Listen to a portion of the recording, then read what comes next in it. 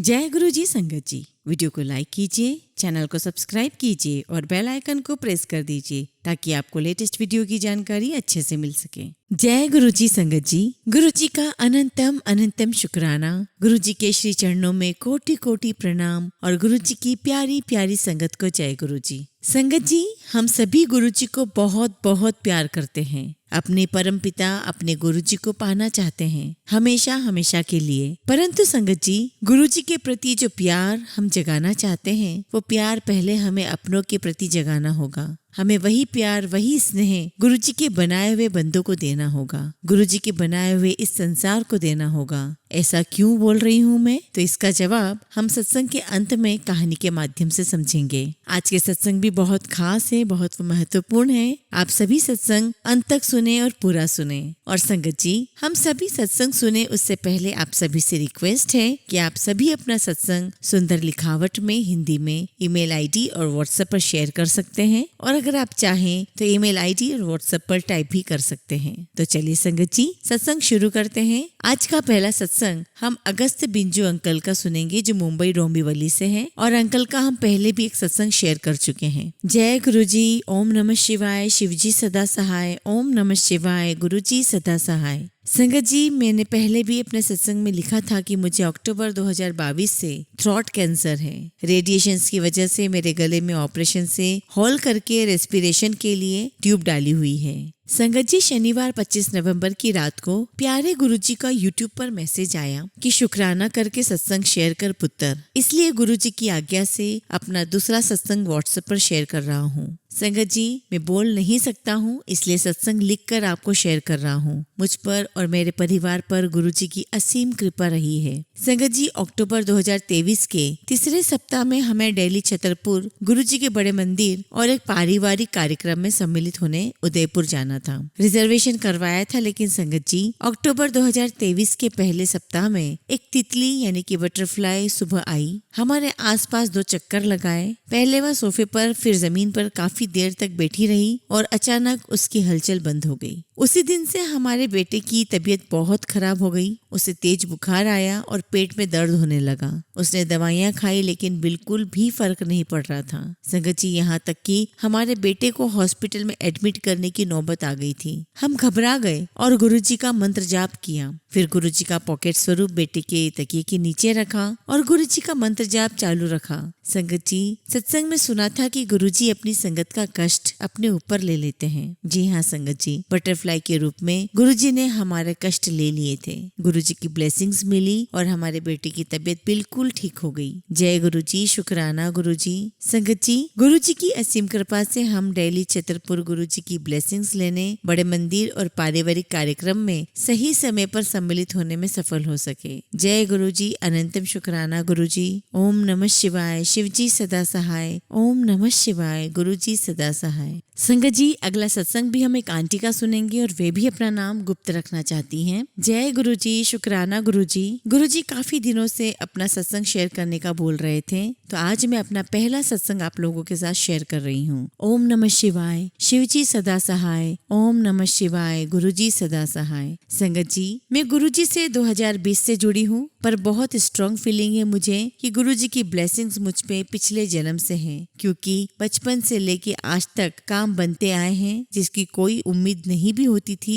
वो काम भी बनते चले गए हैं। मेरा ये पहला सत्संग है और ये सत्संग मेरा अपना घर लेने का और गाड़ी लेने का है। संगत जी, मैं 2020 में नोएडा शिफ्ट हुई। तब तक मैं गुरुजी की महिमा से अनजान थी। अचानक मुझे फेसबुक पे गुरुजी के मैसेज फ्लैश होने लगे। माफ करना संगत जी, मुझे तब ये नहीं पता था कि ये टेलीपैथी से गुरुजी ही बात करते हैं। तो मैंने अपने अंकल को गुरुजी का स्वरूप निकलवा के लाने को कहा। कुछ दिन बाद 7 जुलाई जो आने वाली थी, मैंने कहा कि हम लोग ना घर पे ही गुरुजी का ध्यान करेंगे, पर तब मुझे नहीं पता था कि उसे सत्संग ही कहते हैं। तो संगत जी, मैं आपको बता दूं, हम बहुत टाइम से गाड़ी लेने का सोच रहे थे, पर पैसों की तंगी से वो पॉसिबल नहीं हो पा रहा था। 7 जुलाई को हमने गुरुजी का घर पर ही सत्संग किया। प्रसाद में कड़ा प्रसाद और कुछ टॉफीस रख ली और कुछ भजन चला के ध्यान लगाया। संगत जी, आप बिलीव नहीं करोगे, उसके बाद से चीजें ऐसे चेंज हुई कि हम लोग सोच भी नहीं पा रहे थे कि क्यों और कैसे होता जा रहा है सब। हम गुरुजी की महिमा से पूरी तरह से अनजान थे।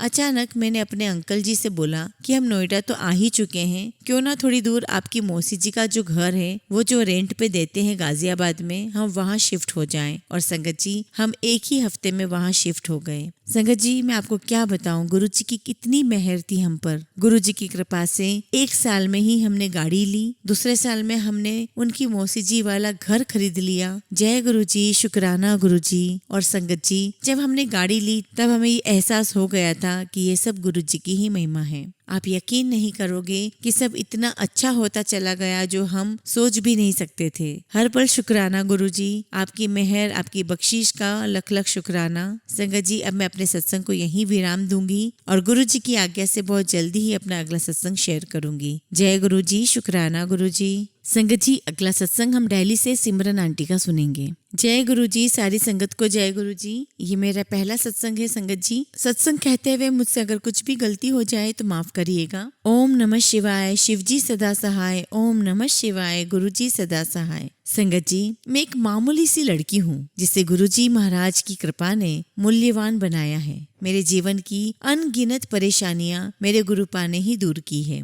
संगत जी मेरा नाम सिमरन है, मैं दिल्ली से हूँ। गुरुजी ने मुझे काफी टाइम पहले ही खुद से जोड़ लिया, परंतु मैं ही समझ नहीं पा रही थी। माफ करिएगा गुरुजी, माफ करिएगा गुरुपा। संगत जी ये साल 2019 की बात है जब मैंने अपने ऑफिस में एक पेन पर गुरुजी का स्वरूप देखा था। तब तो मैं गुरुजी को इतना जानती नहीं थी, बस इतना पता था कि ये भगवान की तरह पूजनीय है। इसलिए मैंने उस पेन को एकदम साफ जगह पे रखा जहाँ पर मैंने बाकी सभी पेन रखे हुए थे। बस ऐसे ही कुछ टाइम बीता और फिर जब भी गुरुजी का स्वरूप मेरे सामने आता मैं नतमस्तक होकर शीश झुका लेती। और फिर कुछ समय के बाद हम सब पूरी फैमिली कालका जी के मंदिर गए। मैं पहली बार कालका जी के मंदिर गई थी। वहाँ लाइन बहुत लंबी थी और बहुत ज्यादा भीड़ थी और लाइन में 2 आंटी जी एक दूसरे को शायद जानती थी और लाइन में चलते हुए उनमें से एक आंटी को मोर के दर्शन हुए। और संगत जी उनके साथ जो दूसरी आंटी थी उनकी हाइट थोड़ी कम थी तो वह पत्थर पर खड़ी होकर देखने की कोशिश करने लगी, परंतु उन्हें दर्शन नहीं हो रहे थे। माफ करना संगत जी, उस वक्त मुझे नहीं पता था कि मोर के रूप में गुरुपा स्वयं दर्शन देते हैं। क्योंकि मैं उनसे जुड़ी हुई नहीं थी इसलिए मुझे इस बात का एहसास भी नहीं हो रहा था। और फिर वो जो दूसरी आंटी थी उन्हें भी मोर के दर्शन हो गए और हम सब ने भी दर्शन किए। लाइन आगे बढ़ती रही और वो दोनों आंटीज गुरुपा की ब्लेसिंग्स और उनसे जुड़े सत्संग शेयर करते हुए चल रही थी। मेरा मन खुद ब खुद उस सत्संग की ओर खिंचता चला गया और मैं अपने आप गुरुपा की ओर खिंचती चली गई। संगत जी वही लाइन में एक और आंटी थी जिनके अंकल की तबीयत काफी खराब रहती थी और जो दोनों आंटी गुरुजी का सत्संग शेयर कर रही थी उन्होंने गुरुपा की महिमा बताई, उनको सत्संग सुनाए लाइन में चलते हुए। और संगत जी मैं उनके साथ साथ चल रही थी उनका सत्संग सुनते हुए। और फिर गुरुपा की संगत जो 2 आंटीज हैं उनमें से एक आंटी ने उन लेडी को गुरुपा का स्वरूप दिया और उन्होंने कहा कि ये पॉकेट स्वरूप मुझे बड़े मंदिर में ब्लेस हुआ था, तब से मेरे बैग में ही है। गुरुजी ने शायद आपके लिए ही मुझ तक पहुंचाया होगा। और उन्होंने कहा कि गुरुपा के स्वरूप के आगे एक छोटे से गिलास या लोटे में जल भरकर रख देना और उस जल को पूरे विश्वास के साथ गुरुजी का ध्यान करके अंकल को पिलाना और सभी पूरे परिवार में पिलाना। अंकल जल्दी ही ठीक हो जाएंगे। और जल पिलाने से पहले गुरुजी का मंत्र जाप जरूर करना। और संगत जी मैं वही लाइन में उनके साथ चलती रही और उनका सत्संग सुनती भी रही। हमने वहाँ दर्शन किए और अपने अपने घर की ओर आ गए। और संगत जी कुछ समय बीता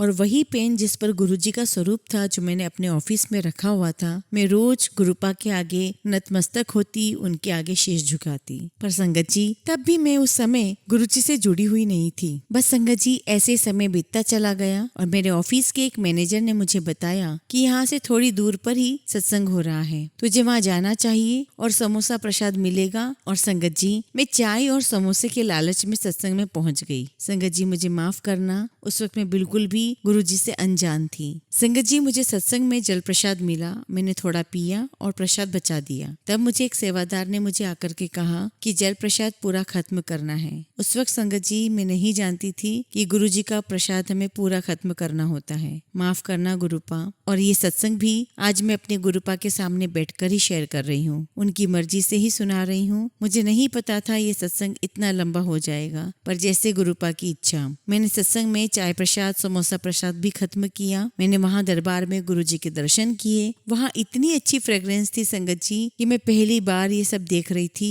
और मन ही मन गुरुपा से प्रे कर रही थी कि मुझे माफ करना गुरुपा। उस वक्त मैं नहीं जानती थी कि आपसे मांगना नहीं, मुझे आपको मानना है, पूरा समर्पण करना है। संगत जी, हमें सचमुच में गुरुजी पे पूरी श्रद्धा रखनी चाहिए, पूरा समर्पण भाव रखना चाहिए, तभी गुरुजी की कृपा हम पर बरसती है। जय गुरुजी, शुक्राना गुरुजी। संगत जी, अगला सत्संग हम एक आंटी का सुनेंगे जो अपना नाम गुप्त रखना चाहती हैं। जय गुरुजी, शुक्राना गुरुजी। गुरुजी, ये मेरा पहला सत्संग है और मैं 17 साल की हूँ। मुझसे कुछ भी गलती हो तो मुझे प्लीज माफ करिएगा। गुरुजी, मेरी मम्मी ने मुझे कई बार कहा है कि मैं गुरुजी के सत्संग सुनूं, उनका मंत्र जाप करूं, पर उस वक्त मेरी भगवान या गुरु में श्रद्धा बहुत कम थी। मैं पीजी में रहती हूँ और वहाँ पर मेरी एक रूममेट रहती है मेरे साथ जो पंजाबी है और वो गुरुजी से भी जुड़ी हुई है। शायद वो लगभग गुरुजी से 10 साल से जुड़ी हुई है। उसने मुझे गुरुजी के बारे में बताया, हालांकि मेरे घर वालों ने भी बता रखा था गुरुजी के बारे में। तो मैंने उससे कहा कि जब तुम अपने घर जाओ तब मेरे लिए गुरुजी का स्वरूप और लॉकेट लेकर आना, और वो लेकर भी आई। मेरे घर पर मेरी मौसी, मम्मी सब लोग गुरुजी को बहुत मानते हैं। गुरुजी के चमत्कार के बारे में बताते हैं कि कैसे उन सबको गुरुजी ने अपने दर्शन दिए हैं, आशीर्वाद दिया है। एक दिन मैंने भी गुरुजी से अरदास की कि गुरुजी, चमत्कार अब तक सुने हैं, जिस दिन मेरे साथ भी होगा उस दिन मैं आपको मानना शुरू कर दूंगी। और गुरुजी ने ऐसा किया भी। मुझे मेरे एग्जाम की बहुत ज्यादा चिंता थी कि मुझसे मेरी पढ़ाई नहीं हो पा रही है। तभी मेरी मम्मी ने और मैंने गुरुजी से प्रार्थना की कि गुरुजी कुछ तो कीजिए। तभी मम्मी का कॉल आया और उन्होंने मुझे बताया कि मैं एक कटोरी में मूंगफली गुरुजी के सामने रखूं ताकि गुरुजी उन्हें ब्लेस कर सके और मैं अपने एग्जाम के दिन वो मूंगफली खाकर चली जाऊं। और मैं ऐसा करती भी थी और गुरुजी की कृपा से मेरे एग्जाम बहुत अच्छे गए और मैं बहुत अच्छे नंबर से पास भी हुई। गुरुजी ने मुझे काफी बार पीकॉक और कबूतर के रूप में दर्शन दिए हैं और जब भी मैं कॉलेज जाने के लिए लेट हो जाती हूँ तो गुरुजी ने कई बार मुझे कबूतर के रूप में आकर मुझे उठाया भी है। गुरुजी कबूतर के रूप में आकर मेरी खिड़की को जोर जोर से खटखटाते और मेरी नींद खुल जाती, जिससे मैं कॉलेज जाने के लिए लेट नहीं होती थी। ये है मेरी लाइफ के गुरुजी के सत्संग जिन्होंने मुझे काफी बार ब्लेस किया है। मुझसे कुछ भी गलती हुई हो तो माफ कीजिएगा। ओम नमः शिवाय। शिवजी सदा सहाय। ओम नमः शिवाय। गुरुजी सदा सहाय। संगत जी, अगला सत्संग हम गुरुजी की ही प्यारी संगत का सुनेंगे। अंकल हैं और वे अपना नाम गुप्त रखना चाहते हैं। ओम नमः शिवाय। शिवजी सदा सहाय। ओम नमः शिवाय। गुरुजी सदा सहाय। जय गुरुजी, शुक्राना गुरुजी। संगत जी, ये मेरा पहला सत्संग है। अगर मुझसे कुछ भी भूल हो जाए तो गुरुजी और संगत जी मुझे क्षमा कीजिएगा। संगत जी, मैं अभी 11th क्लास में हूँ और दिल्ली में रहकर जॉइंट एंट्रेंस एग्जाम की तैयारी कर रहा हूँ। गुरुजी को मैंने पहली बार 9th क्लास में देखा था। एक छोटी बच्ची ने उनका लॉकेट स्वरूप पहना हुआ था। उस बच्ची ने मुझसे खुद से आकर के पूछा कि आप तो गुरुजी को जानते होंगे, पर तब मुझे नहीं पता था कि गुरुजी कौन है, पर मैंने फिर भी पूरी रिस्पेक्ट से हाथ जोड़ लिए। उसके बाद दिल्ली आने के बाद 3 से 4 महीने के बाद जब मैं अपनी जॉइंट एंट्रेंस एग्जाम यानी कि जेई की एग्जाम्स की प्रिपरेशन में लगा था, तभी मुझे सारी होप जाती हुई नजर आ रही थी और लगता था कि मेरा सिलेक्शन होगा या नहीं। शुरुआत में तो बहुत अच्छे मार्क्स मिले और मैं एक टॉप कोचिंग क्लास के एक बैच में 3rd भी आया, पर उसके बाद सब कुछ ऐसा लगने लगा कि मैं कुछ नहीं कर पाऊंगा। उन्हीं दिनों मेरी मम्मी ने मुझे गुरुजी के बारे में बताया, जो कि उन्हें मेरी मौसी से पता चला था, क्योंकि मेरी मौसी शिवजी की बहुत बड़ी भक्त थी। शुरुआत में तो मैंने मन से इनकार कर दिया, क्योंकि इससे पहले भी हमारा परिवार एक जगह धोखा खा चुका था। हालांकि मुझे ये पता था कि गुरुजी ऐसे नहीं है, पर तब मेरा मन नहीं मान रहा था किसी पर भी भरोसा करने का, जिसके लिए मुझे प्लीज गुरुजी माफ कर दीजिएगा। संगत जी, असल में गुरुजी ने मुझे दिल्ली में बहुत बार मोर और कबूतर रूप में दर्शन दिए थे जब मैं गुरुजी को नहीं जानता था। गुरुजी से जुड़ने के बाद मेरे दिन बहुत अच्छे जाने लगे और गुरुजी ने मुझ पर बहुत कृपा की है। एक बार जब मैं अपने दोस्तों के साथ मॉल जा रहा था, तब हमने मेट्रो पकड़ी और फिर एक ऑटो करवाई। ऑटो वाले भैया ने कहा कि सबके 80 रुपए होंगे। हम 3 थे इसलिए हम मान गए। जगह पर पहुंचने पर भैया ने कहा कि 240 रुपए हो गए हैं। हम सब हैरान रह गए क्योंकि उन्होंने तो पहले 80 रुपए कहा था, परंतु संगत जी वो नहीं माना और हम उसे जैसे तैसे 200 रुपए तक लेकर आए और 200 रुपए देकर मॉल जाने लगे। जैसे ही हम मॉल पहुंचे तो देखते हैं कि वो भैया दोबारा आ रहे हैं और हमें 100 रुपए वापस कर गए। बेशक गुरुजी की कृपा से हुआ, क्योंकि गुरुजी अपनी संगत का हमेशा ध्यान रखते हैं। अब मैं रोज सत्संग सुनता हूँ। गुरुजी ने मुझे 2 पॉकेट स्वरूप भी ब्लेस किए हुए हैं। संगत जी, कई बार गुरुजी से बात करते समय उनके स्वरूप में गुरुजी हिलते हुए नजर आते हैं, मानो वे सिर हिलाकर हाँ कह रहे हो। गुरुजी ने कभी शिव रूप में दर्शन नहीं दिया, मेरी मम्मी और मेरी मौसी को दिया है। संगत जी, एक बार जब मैंने अपनी आंखें बंद की और यही सोच रहा था गुरुजी के दर्शन के बारे में, तब अचानक से गुरुजी नजर आए और बिल्कुल उसी रूप में दिखे जिस रूप में महाभारत में श्री कृष्ण जी ने अर्जुन को दर्शन दिए थे। कई बार लगता है कि शायद ये मेरी कल्पना होगी, पर गुरुजी किस रूप में दर्शन दे कौन जानता है। गुरुजी ने पूरी फैमिली को ब्लेस किया है और इस सब के लिए गुरुजी का अनंतम अनंतम शुक्राना। संगत जी, हमेशा की तरह हम अपने सत्संग का अंत एक बहुत ही खूबसूरत कहानी से करेंगे। आचार्य रामानुजाचार्य एक महान संत थे। दूर दूर से लोग उनके दर्शन एवं मार्गदर्शन के लिए आते थे। सहज और सरल रीति से वे उपदेश देते थे। एक दिन एक युवक उनके पास आया और पैर में वंदना करके बोला, मुझे आपका शिष्य होना है, आप मुझे अपना शिष्य बना लीजिए। आचार्य ने कहा, तुझे शिष्य क्यों बनना है? युवक ने कहा, मेरा शिष्य बनने का कारण है कि मैं परमात्मा से प्रेम करना चाहता हूँ। तब आचार्य ने कहा, इसका अर्थ है कि तुझे परमात्मा से प्रीति करनी है, परंतु मुझे एक बात बता दे कि क्या तुझे तेरे घर के किसी भी व्यक्ति से प्रेम है? युवक ने कहा, ना, किसी से भी मुझे प्रेम नहीं है। तब फिर संत श्री ने पूछा, तुझे तेरे माता पिता या भाई बहन पर स्नेह आता है क्या? युवक ने नकारते हुए कहा, मुझे किसी पर भी तनिक मात्र कोई स्नेह नहीं आता। पूरी दुनिया स्वार्थ परायण है, ये सब मिथ्या माया जाल है, इसलिए तो मैं आपकी शरण में आया हूँ। तब संत रामानुजन ने कहा, बेटा, मेरा और तेरा कोई मेल नहीं, तुझे जो चाहिए वो मैं नहीं दे सकता। यह सुनकर युवक स्तब्ध हो गया। उसने कहा, संसार को मिथ्या मानकर मैंने किसी से प्रीति नहीं की। परमात्मा के लिए मैं इधर उधर भटका।